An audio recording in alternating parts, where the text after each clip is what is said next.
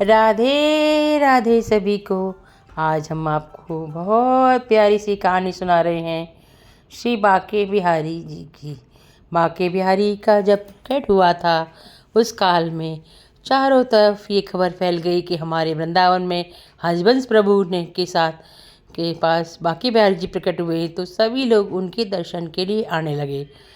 उस समय लाहौर, जो कि आज पाकिस्तान में है, तब भारत में ही था, वहाँ के इत्र व्यापारी जी को जब पता चली तो उन्होंने सोचा कि मैं बांके बिहारी जी के मंदिर में जाकर इत्र सेवा करना चाहता हूँ।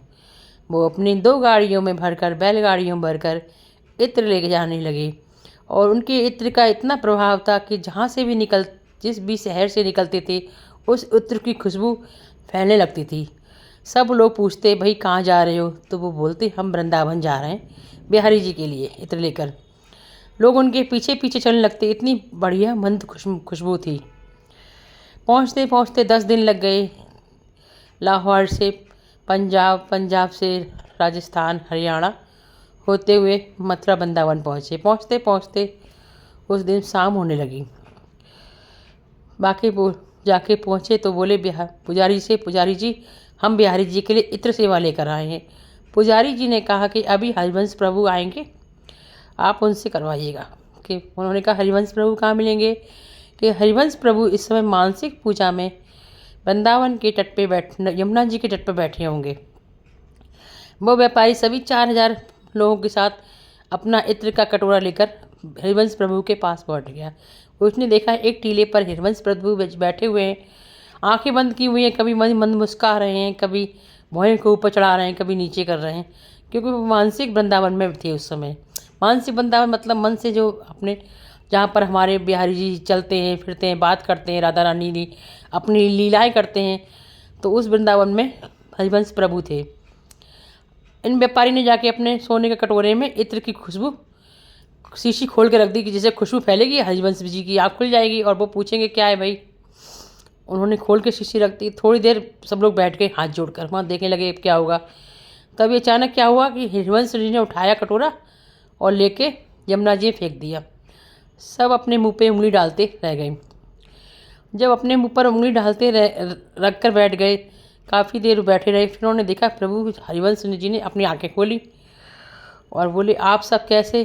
तो बोले अब आपको क्या बताएं कि आपने बिहारी जी के दर्शन कर लिए कि नहीं? कि जाओ बिहारी जी के दर्शन करके आओ।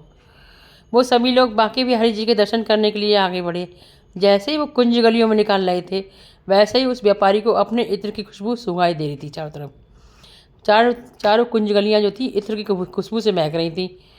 अब वो सब लोग जब बिहारी जी के मंदिर में पहुँचे तो उन्हें बड़ा आश्चर्य हुआ कि उन्होंने तो इत्र सेवा की नहीं, लेकिन बिहारी जी पूरे इत्र में नहाए हुए थे। अब इत्र में नहाए देख कर वे तो खुशी से हो गए, भैया ये कैसी प्रभु की कृपा हो गई। हरिवंश जी ने तो इत्र जमुना जी में फेंक दिया था और ये बिहारी जी कैसे नहा गए।